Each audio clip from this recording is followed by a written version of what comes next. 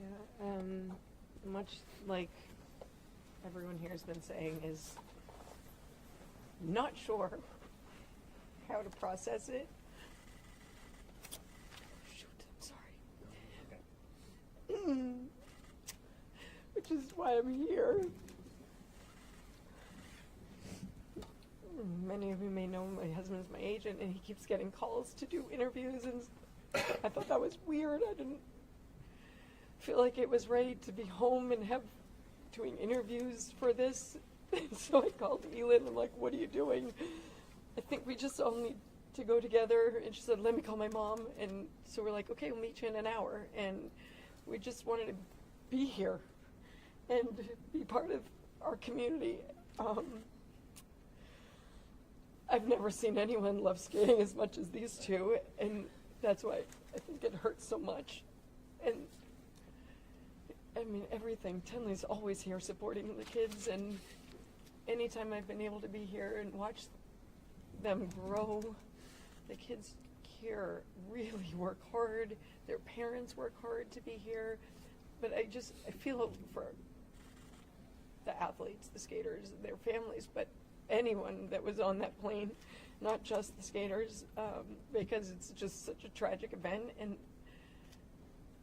we've been through tragedies before as Americans, as people, and we are strong.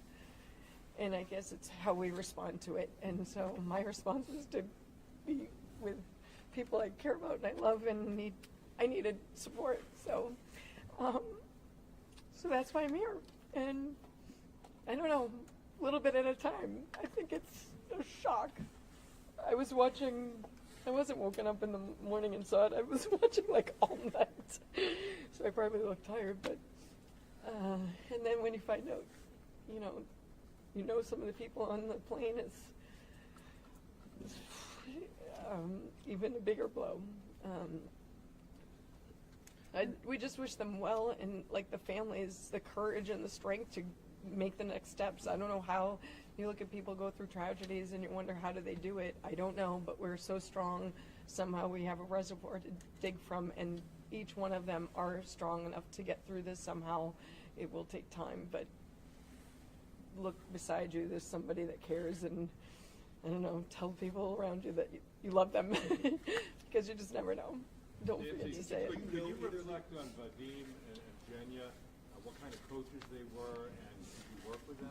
I never worked with them. I mean, we were at the Olympics together, but in '94 I was kind of busy myself and sort of separated from a lot of what was going on. But I mean, I've seen them a lot of times here and there over the years, but everything you've heard of them, like maybe being a little tough, but with a smile on their face. And like anytime I walked in, oh, hi, it's so good to see you. It's like always welcoming and happy to see one another. And like, so just to walk in here and not see that is, I think, would be very strange for everybody that comes here, especially those that are here day in and day out. And it's going to be hard. And I always feel like, what am I doing? I don't come to the skating club all the time, but it was the only place I thought I should be right now. I did not expect this. It's deadly. I'm not sure, but we just wanted to be here with each other and for Doug. We watched Doug's interview, and that helped us. It did help. Thank you. Yeah, there are so many memories, and just having seen the skaters competing and knowing that Max is now, he did so well in the nationals. He's made the world team as an alternate. And then Spencer, who was in your ice show, could you tell us what you told me about you had a his great skating? story.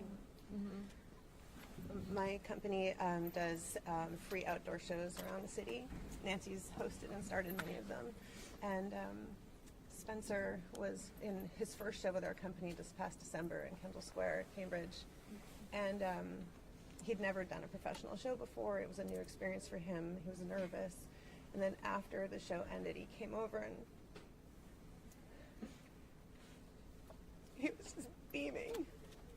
kid was so talented. He'd only started skating a few years ago, and he had all of his triples, and not just that, but this natural grace and beauty and understanding of ice and speed, and his positions were just so gorgeous. And he came to me and smiling ear to ear, saying,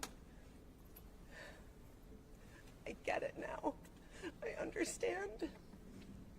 He started to discover this connection with the audience and that joy that he was giving to other people through his gift. And he said, please let me skate again with you next year.